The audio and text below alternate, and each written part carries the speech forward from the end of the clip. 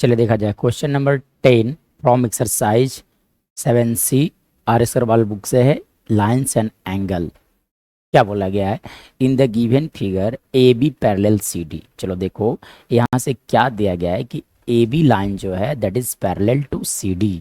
A B line is parallel to C D मतलब this line and this lines are parallel.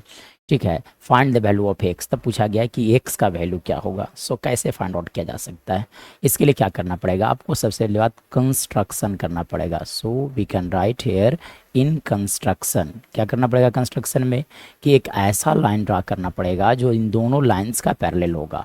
सो सबसे पहली बात construction किया जाए। तब क्या करो कि यहाँ से एक ऐसा लाइन ड्रा करो जो पॉइंट ई से जाना चाहिए और इन दोनों लाइंस के पैरेलल होना चाहिए। So we have done here a construction. ठीक है, what we have done, a line, suppose I am going to write here M, ये ना, तब आप लिख सकते हो C M parallel A B parallel C D is drawn, मतलब तीनों लाइंस जो हैं वो आपस में पैरेलल है। चलिए अब देखो, अब हम लोग को आंसर के पास जाना है तो कैसे जाया जाए।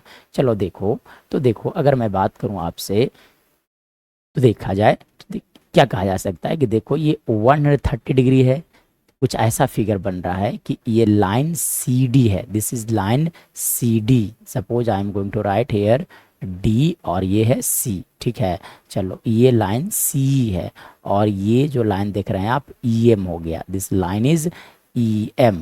ठीक है कि नहीं।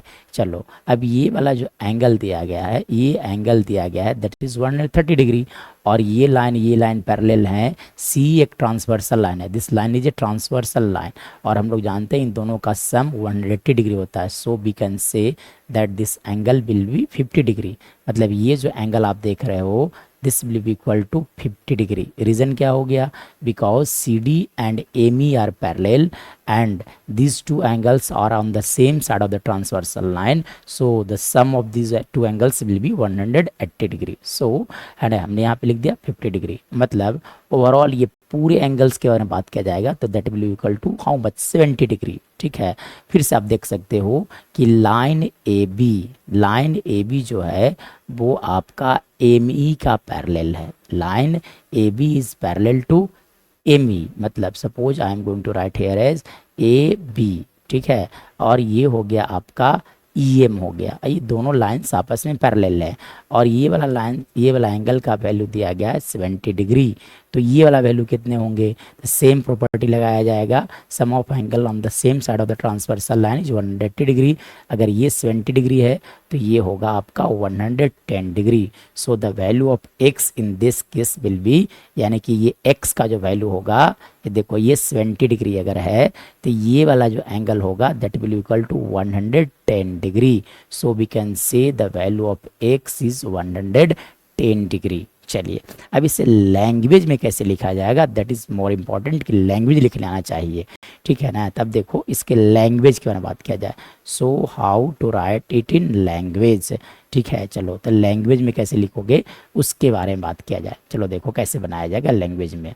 तब उसके लिए क्या किया जाएगा, सबसे पहली बात कि देखो हमने क्या किया, कंस्ट्रक्शन किया। तो जब कंस्ट्रक्शन किया तब आपको लिखना पड़ेगा यार C D is parallel, C D is parallel to EM, CD is parallel to EM by construction, CD is parallel to EM। ठीक है, and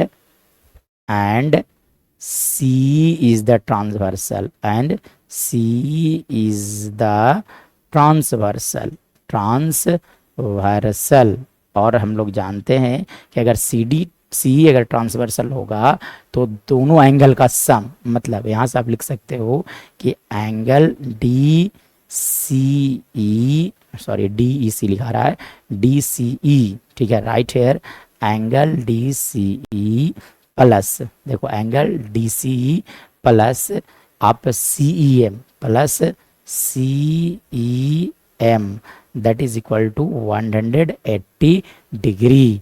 चलो अब डी सी ई का वैल्यू दिया गया 130 डिग्री प्लस आप लिख दो angle C E M that is equal to 180 degree. मतलब यहाँ से लिखा जा सकता है कि एंगल सी ई एम का वैल्यू होगा 180 माइनस 130 डिग्री, विच मीन्स कि एंगल सी ई एम का वैल्यू आ गया 50 degree. So this angle is 50 degree, C E M is 50 degree.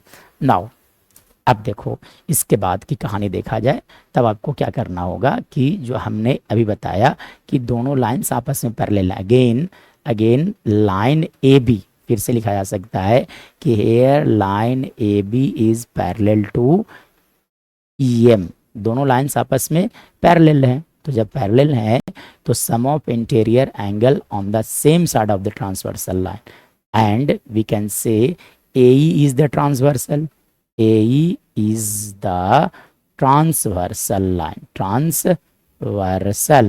तो जब AE ट्रांसवर्सल है so we can say that angle BAE plus angle AEM that is equal to 180 degree.